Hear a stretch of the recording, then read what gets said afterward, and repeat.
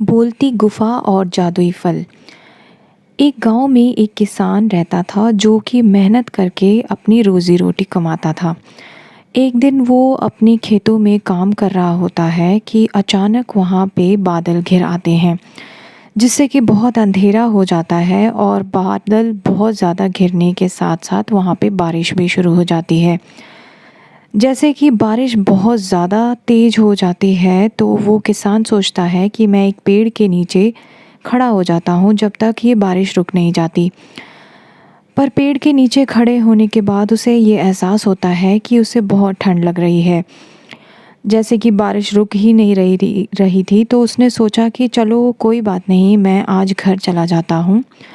और जैसे ही वो घर जाने लगता है तो सामने एक गुफा से आवाज़ आने लगती है। वो सोचता है न जाने ये किस किस्म की आवाज़ है। तभी वहाँ से एक रोशनी निकलती है जिसे देखकर वो और भी ज़्यादा हैरान हो जाता है।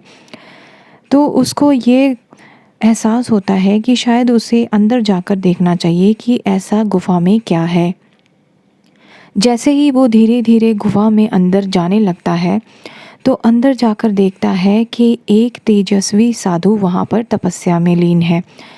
जैसे ही उसकी आहट आती है आने की तो साधु की आँख खुल जाती है और वो साधु से कहता है, महाराज आप इस गुफा में क्या कर रहे हो? तो जिस पे साधु कहता है, अरे बच्चा तुम इस गुफा में कैसे आ गए? क्या तुम जानते नहीं यहाँ पे बहुत सारे जानवर हैं? तो वो कहता है कि मुझे यहाँ से आवाज़ें आ रही थी इसलिए मैं यहाँ पे चला आया, ये जानने के लिए अंदर गुफा में क्या है। इसके बाद वो साधु उसे वहाँ से जाने के लिए कहता है तो बेचारा भोला वाला इंसान चुपचाप वहाँ से चला आता है। दूसरे दिन उसी गांव के राज्य में वहाँ के महाराज की तबीयत खराब हो जाती है और वहाँ के वैद्य से महारानी कहती है कि अब इनका क्या इलाज हो सकता है, तुम अच्छे से अच्छे वैद्य को जाकर बुलाओ और इनका इलाज करो। तो वैद्य कहता है इनकी बीमारी का कोई इलाज नहीं है महारानी जी। उसी दिन उस किसान के घर पे भी जब वो घर जाता है तो वो देखता है उसकी पत्नी बहुत बीमार है, जिससे कि उसकी आंखें पीली पड़ गई हैं और उसका चेहरा रंग सांवला पड़ता जा रहा है, जिसे देखकर वो बहुत घबरा जाता है और वो समझ नहीं पाता और वैद्य जी को बुलाने चला जाता है।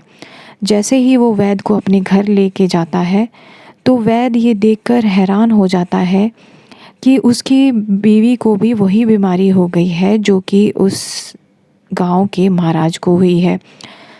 तो वैद्य के ऐसे परेशान होने पर वो किसान पूछता है कि आप इतने हैरान क्यों हो? जिस पे वैद्य बताता है कि तुम्हारी बीवी को जो परेशानी हुई है, जो बीमारी है, वो एक अलग किस्म की बीमारी है जिसका इलाज मेरे पास नहीं है। वो किसान हार कर सारी दिशाओं में ढूंढ ढांड कर उस तपस्वी के पास जाता है और उनसे उस चीज़ का हल पूछता है, जिसे कि वो साधु ने बताते हैं कि इस चीज़ का इलाज हो सकता है अगर तुम एक फल लेकर आओ।